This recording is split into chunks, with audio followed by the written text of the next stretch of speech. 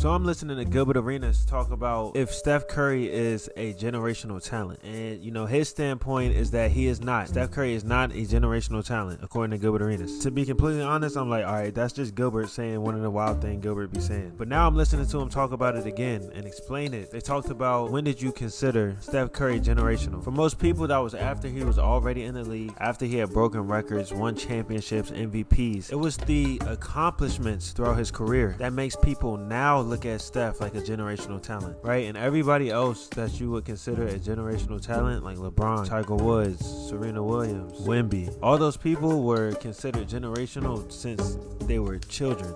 Kids. We knew that Bron was going to be great. No matter how his career looked, we knew he was going to be great. We knew Shaq was going to be great, and he went out there and had a great career. Steph Curry, not so much. You consider Steph Curry great after he got certain accomplishments. So then you look at him like, oh man, he's generational. But you're only saying that because of the accomplishments. You're not saying that just watching Steph Curry himself, because there are other guys who can shoot the way Steph Curry can shoot. Damian Lillard can shoot really good. Trae Young can shoot really good. But we don't look at them as generational players. They weren't fortunate enough to play in that Golden State system, so they don't have 4 rings to show proof of their shooting ability. If Damian Lillard comes and breaks Steph Curry's record, do we now have to go back and retract and say, oh no, Damian Lillard, he's generational? What really sold me on this idea is they compared it to, why do we look at Magic Johnson as generational and John Stockton, we don't look at him as generational?